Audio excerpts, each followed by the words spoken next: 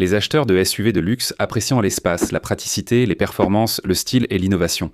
Mais les acheteurs avisés de SUV de luxe en veulent encore plus. Des véhicules capables de parcourir plus de 320 000 km, des véhicules qui ne sont pas particulièrement peu fiables et qui ne perdent pas leur valeur et leur style aussi rapidement. J'ai donc dressé une liste des SUV de luxe les plus fiables de 2026 disponibles actuellement. Ne perdez pas de temps avec d'autres modèles. Entrons dans le vif du sujet. Mon premier choix va en fait à une Infiniti QX60. Je sais, vous n'auriez jamais pensé que je mettrais une Infiniti Nissan sur la liste, mais oui, parce qu'ils ont remplacé cette transmission à variation continue, ils l'ont mise de côté. Et j'ai déjà dit que celles-là sont littéralement de la camelote, mais à la place, ils ont une boîte automatique à 9 vitesses associée à un V6 de 3,5 litres que j'adore absolument. Donc enfin, le QX60 est un véhicule que j'utiliserai vraiment au quotidien sans m'inquiéter d'une quelconque panne catastrophique. Bien sûr, il y a quelques problèmes comme des bugs d'infodivertissement, des calibrations de la transmission et des soucis électriques un peu partout.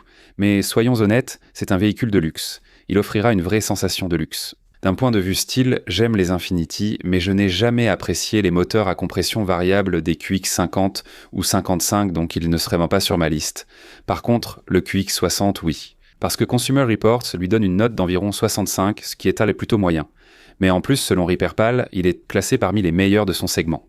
Il subira une dépréciation d'environ 55% en 5 ans, mais ce n'est pas rare dans le segment des voitures de luxe. Nous savons que presque toutes les marques du segment du luxe subissent ce même type de dépréciation.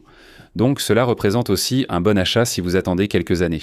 La beauté de cette configuration, avec la boîte automatique à 9 vitesses à convertisseur de couple et le V6 de 3,5 litres, c'est qu'ils peuvent facilement dépasser les 200 000 à 250 000 miles. Faites simplement les vidanges nécessaires et vous êtes prêt à partir. Ce sont en fait l'un des rares joyaux cachés dans cette catastrophe et ce tas de charbon qu'on appelle Nissan.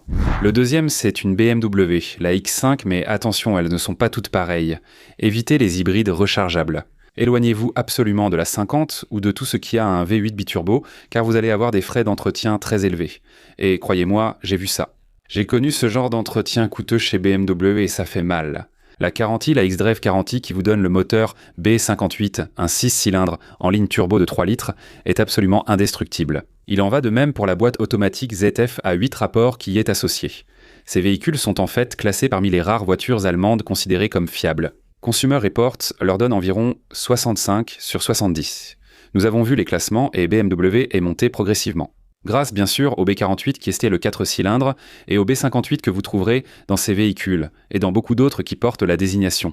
40, j'adore le B58. Meilleure encapsulation thermique, meilleur couple à bas régime. Et bien sûr, de nombreuses améliorations sur l'ensemble de la voiture signifient simplement que le moteur B58 durera aussi longtemps que vous voudrez conduire le véhicule. Repairpal indique qu'il obtient une note d'environ 3,5 sur 5, ce qui est à peu près dans la moyenne. La dépréciation se situe quelque part entre 55 et 60% en 5 ans, ce qui, encore une fois, est assez typique. Les X5 sont très touchés, tout comme les BMW série 5, parmi les véhicules les plus dépréciés à cause des inquiétudes. Pourtant, le B58 demeure un moteur légendaire. Toutefois, quelques soucis subsistent. Il y a actuellement une éventuelle action en justice concernant le système X-Drive. Beaucoup de gens disent POC maintenant qu'une fois que vous mettez beaucoup de kilomètres dessus, ils commencent à entendre des vibrations et des bruits étranges, et cela pourrait en fait coûter des milliers de dollars. Et il semble que cela arrive toujours juste après la fin de la garantie. Sinon, il n'y a pas beaucoup de problèmes, sauf les fuites du système de refroidissement concernant certains raccords emboîtés. L'avantage de l'encapsulation thermique est la réduction des variations extrêmes de température. J'ai moi-même constaté sur mon N54 dépourvu de cette protection que la chaleur avait un effet négatif. Sur le B58, ce n'est pas un vrai souci. Quelques soucis électriques, comme les lève-vitres, sont courants. Si la voiture reste immobile longtemps, la batterie peut se décharger. Mais l'autre problème, c'est le support de filtre à huile, dont on entend parler depuis toujours. Il peut se fissurer au milieu et il est possible que l'huile et le liquide de refroidissement se mélangent. Là, c'est vraiment une mauvaise journée. Faites des vidanges d'huile plus souvent et surveillez vos niveaux de liquide de refroidissement dans les 2 réservoirs. Mais une fois que vous prenez soin de cet entretien de base et que vous augmentez la fréquence de vos vidanges, vous savez que le B58 est aussi durable que n'importe quel moteur japonais. Vous pouvez facilement espérer faire entre 200 000 et 250 000 miles si l'entretien est bien fait, ce qui est de toute façon tout ce que vous voulez en faire. Ça fait plus de 300 000, 325 000 km. Après ça, on est dans le registre de la voiture rincée. Tout est considéré comme une voiture rincée une fois que vous dépassez les 300 000, donc à ce stade, ça n'a plus d'importance. Mais la B58 est une véritable légende et fait partie de celles qui sont en fait considérées comme un choix assez sûr du point de vue de la fiabilité. Le troisième SUV de luxe que beaucoup d'acheteurs plus avisés recherchent et auquel beaucoup d'entre nous ne pensent même pas avant de vraiment comprendre les bases, c'est la génération B5 du XC90. Il dispose d'un moteur 4 cylindres turbo 2 litres associé à une hybridation légère. N'optez pas forcément pour l'hybride rechargeable ou l'hybride classique, car tout se cumule avec le compresseur, le turbo et toute cette technologie devient un peu chargé et un peu complexe. Restez avec cette version B5 du nouveau XC90 2026 et vous serez tranquille. Elle dispose d'une très bonne boîte automatique à 8 rapports sans problème notable. Consumer Reports lui donne une note de 60 à 65%, soit un peu au-dessus de la moyenne. Rupert leur donne environ 3,5 sur 5, et c'est tout à fait comparable bien sûr au BMW X5. La dépréciation, encore une fois, est tout aussi difficile avec 55 à 60% de la valeur qui s'évapore au cours des 5 premières années. Mais en plus de cela, on s'attend à ce qu'ils parcourent entre 180 000 et environ 240 000 miles, selon la façon dont vous en prenez soin et entretenez ces véhicules.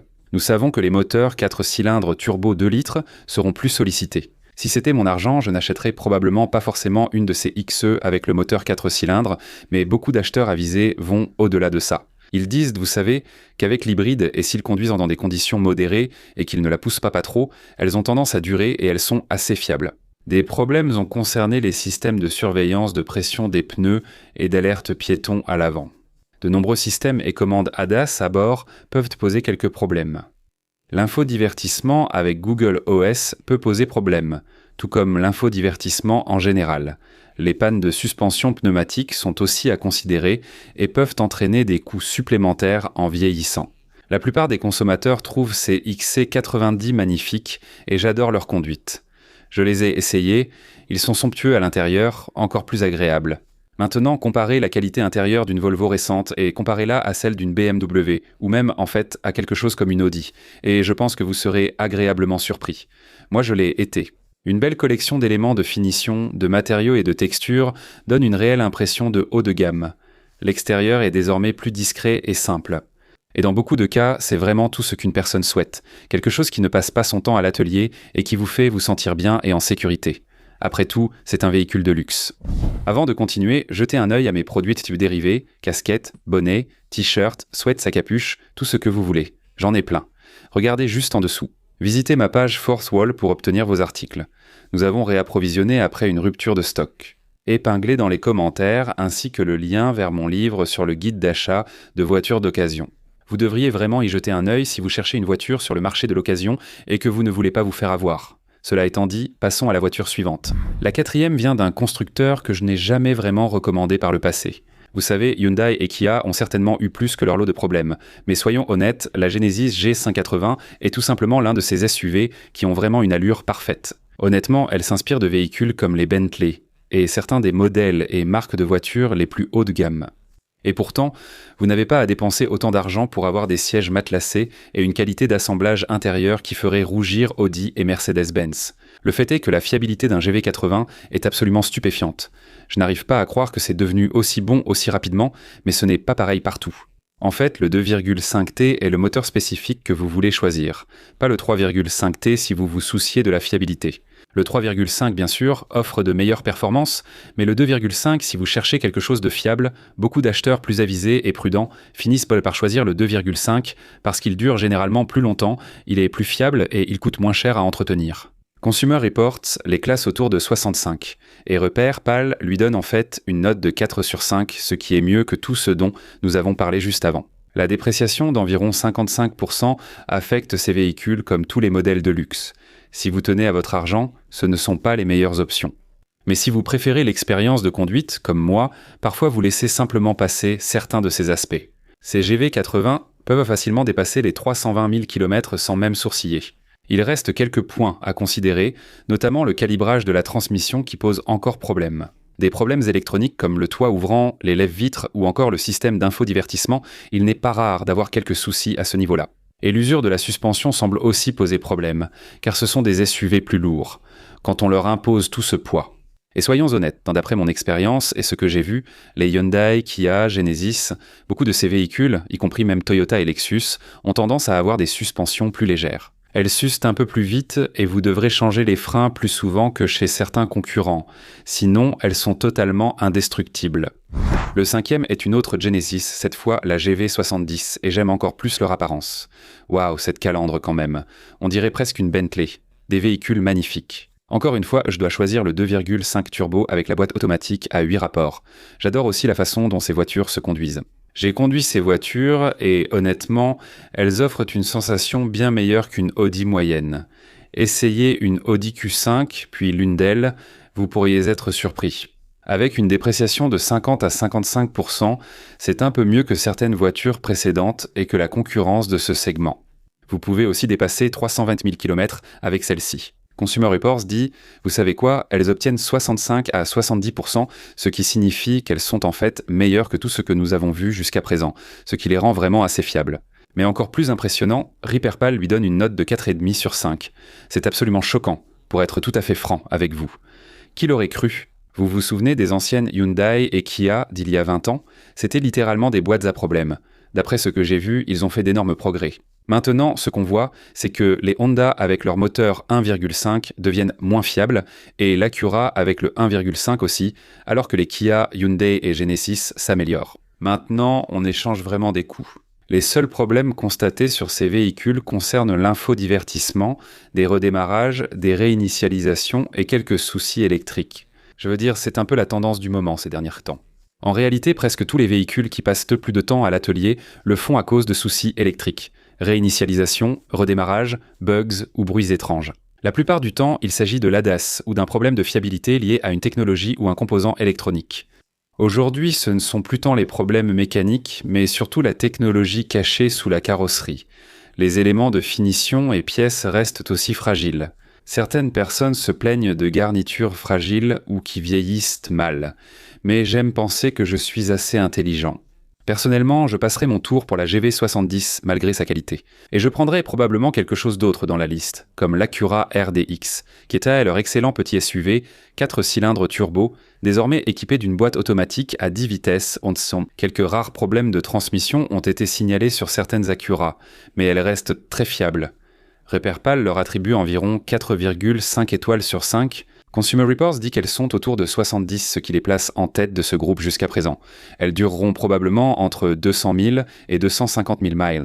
Et une dépréciation sur 5 ans inférieure à 50% indique qu'elles gardent sans doute une meilleure valeur que tous les véhicules évoqués jusqu'ici. Maintenant, 3 plaintes courantes, bien sûr les premiers je rappelle liées aux pompes à carburant, ce qui n'est pas rare, mais aussi des bugs d'infodivertissement, des problèmes électroniques et même un peu de temps de réponse du turbo. C'est un moteur 4 cylindres qui démarre et tourne parfaitement avec une forte pression de turbo. Et si tu appuies vraiment fort à bas régime, il y a un peu de ce temps de réponse, tu comptes, et ouah, puis ça part. Si tu ressens ça et que tu ne sais pas ce que c'est, sache que c'est fréquent sur de nombreux véhicules turbo-compressés aujourd'hui. Ce phénomène est très courant. Pour moi, j'ai conduit des voitures turbo toute ma vie, de ma 930 au N54, je veux dire. Même notre Mercedes-Benz C300 a un léger temps de réponse du turbo. Sur n'importe quel véhicule équipé d'un turbo, le turbocompresseur a besoin d'un moment ou deux pour monter en régime, car il utilise les gaz d'échappement pour démarrer le turbo. Il y a donc toujours un petit délai, mais il paraît plus marqué selon mon expérience. Beaucoup l'ont remarqué et s'en sont plaints. Le RDX est compact, tient bien la route et procure une vraie sportivité. J'adore ces véhicules. Le prochain véhicule sur la liste est encore meilleur que le RDX et c'est le MDX. Pourquoi ? Il est plus grand, plus puissant. Vous avez 3 rangées, un V6 de 3,5 litres. Bien sûr, vous pouvez avoir un V6 turbo de 3 litres, mais le 3,5 litres atmosphérique est le moteur que j'achèterai. Et bien sûr, il est associé à la boîte automatique à 10 vitesses dont certaines personnes se sont plaintes de temps en temps, ainsi que de certains capteurs et petits problèmes dans le système ADAS également. Il y a eu des plaintes concernant des problèmes de communication ou de déconnexion, où certains capteurs perdent la tête ou déraillent, et ce n'est pas rare. Mais encore une fois, comme je l'ai dit, pratiquement tous les véhicules de nos jours ont presque tous un problème électrique quelconque. Un grand SUV passant de 0 à 100 km/h en 6 secondes avec près de 300 chevaux, qu'est-ce qu'on ne peut pas aimer ? Vous pouvez emmener tout le monde à l'arrière, les têtes brûlées et les rigolos en 3e rangée. Il y a de la place pour tous vos amis. Consumer Reports les note entre 70 et 75%. Clairement, c'est l'un des meilleurs modèles. RepairPal donne à l'Acura MDX environ 4 étoiles sur 5, absolument incroyable. Pour un véhicule de ce niveau de complexité et de cette qualité de conduite, waouh. Mais c'est un produit Honda, donc il ne devrait vraiment pas trop décevoir. J'adore le MDX. La durée de vie typique pour ces véhicules est en fait plus proche de 400 000 km, et la dépréciation après 5 ans n'est en réalité que d'environ 40 à 45%. En réalité, vous gardez bien plus de valeur que dans d'autres véhicules mentionnés. C'est pourquoi certains des acheteurs les plus avisés commencent à s'intéresser à des véhicules comme le MDX, parce qu'ils aiment garder leur argent dans leur poche. Ils aiment réinvestir leur argent ailleurs, pour la retraite, pour les vacances, ou simplement pour avoir un peu plus d'argent à la banque.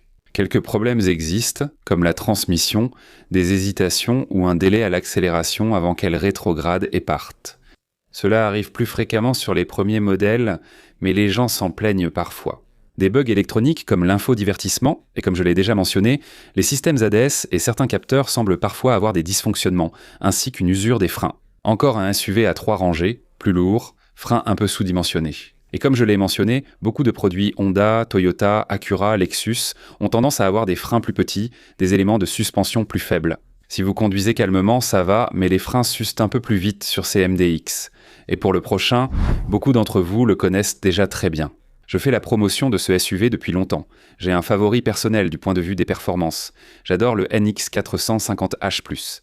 Mais si la fiabilité est votre priorité, certains des acheteurs les plus intelligents et avisés n'achètent pas ce modèle parce que c'est un hybride rechargeable et que cela a tendance à être un peu plus complexe.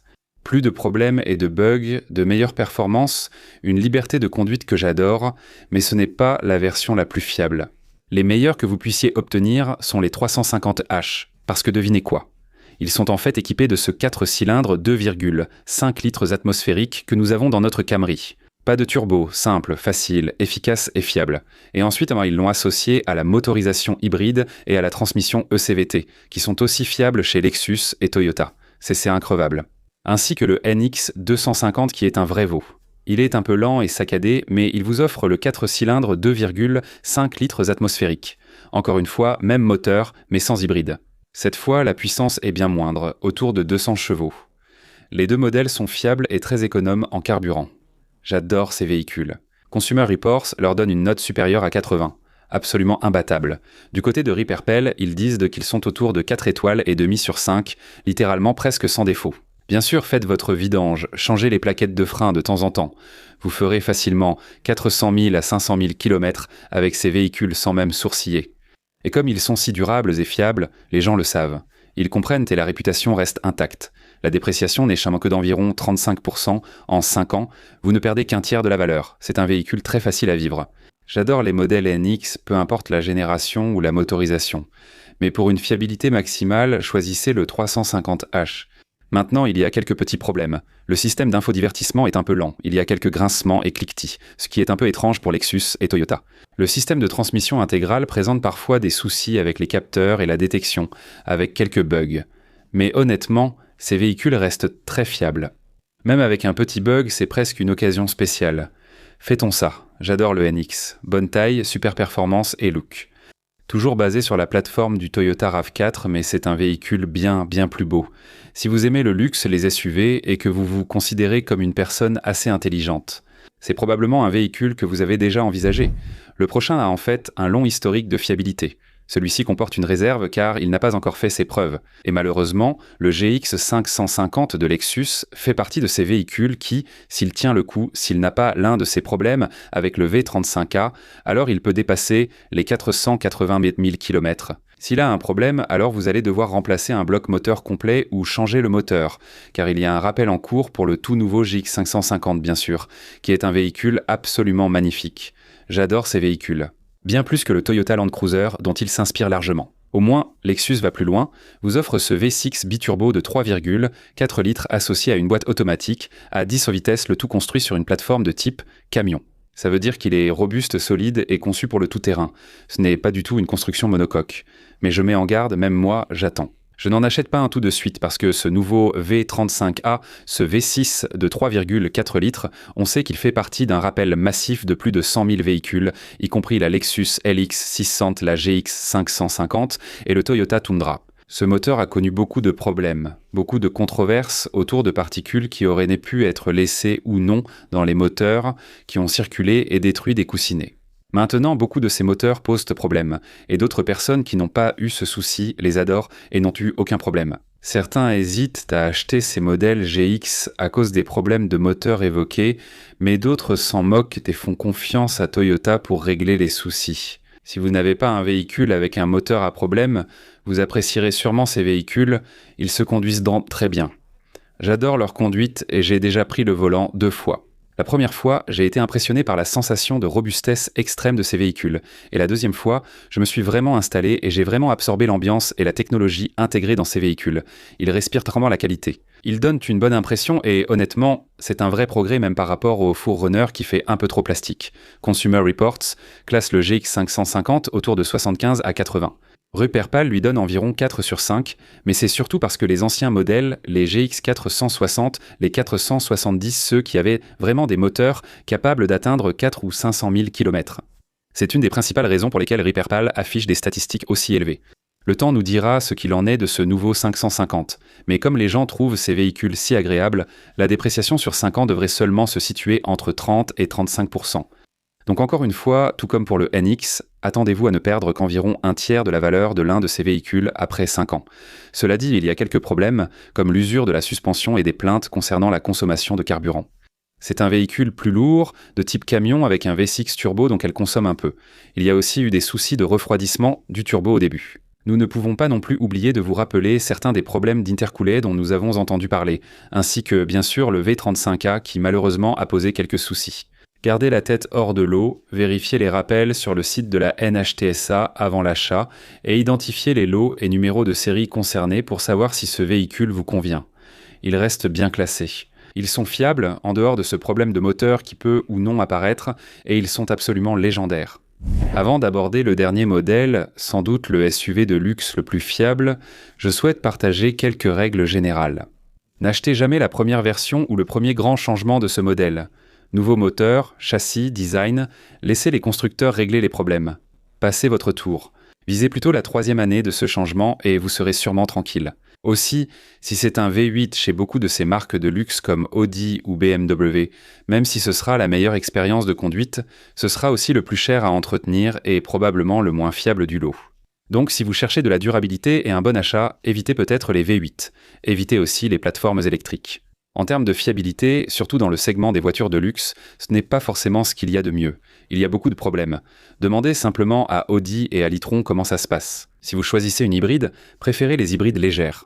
Avec les hybrides rechargeables, vous aurez des batteries plus grandes, des moteurs plus puissants et une technologie plus complexe, ce qui peut entraîner quelques soucis supplémentaires à l'avenir. Enfin, le dernier modèle que je souhaite absolument partager avec vous est d'une fiabilité remarquable. Le meilleur et le plus fiable SUV du segment luxe en 2026, c'est le Lexus RX 350h, qui propose ce moteur 4 cylindres de 2,5 litres atmosphériques, associé au système ECVT. Ou bien sûr, vous pouvez aussi opter pour le nouveau moteur Turbo 4 de 2,4 litres dans la 350 et vous profiterez d'un grand nombre de kilomètres de conduite fiable. Et le kilométrage attendu pour ces véhicules est de 400 000 à 480 000 km. Ils ne perdent que 35 à 40% de leur valeur en 5 ans. Rupert Pal indique qu'ils obtiennent environ 4 étoiles et demie sur 5 en fiabilité. Et Consumer Report leur attribue entre 80 et 85%, un score légendaire en matière de durabilité. C'est pourquoi certains des acheteurs les plus intelligents et avisés achètent ces véhicules. Quelques soucis électroniques et d'infodivertissement avec des bugs nécessitant parfois une réinitialisation. Bien sûr, de petits freins et des pièces de suspension fragiles peuvent signifier qu'il faut accorder un peu plus d'attention à l'entretien des rotules et de certaines pièces du train inférieur, ou éventuellement remplacer prématurément certains freins. Ce sont vraiment les points faibles de ces véhicules. Maintenant, mon préféré personnellement, c'est en 2020 à 2021 avec la Lexus RX 350 quand on pouvait encore en obtenir une. Ce moteur atmosphérique 3,5 combinait injection indirecte et directe, évitant l'encrassement au carbone et le nettoyage aux coquilles de noix, assurant un groupe motopropulseur fiable. Hélas, cela a disparu. Ce moteur n'est disponible que dans la nouvelle IS 350. Mais si vous en avez assez des modèles neufs, vous cherchez peut-être de l'occasion. Pourquoi les BMW d'occasion sont-elles si abordables ? Et pourquoi les Jaguar d'occasion sont-elles si bon marché ? Eh bien, on connaît beaucoup de raisons liées à la réputation, mais devinez quoi? Vous pourriez être surpris. Il y a plus que ça. J'espère vous revoir très bientôt, tout le monde. Passez tous une excellente journée. On se reparle bientôt. Au revoir.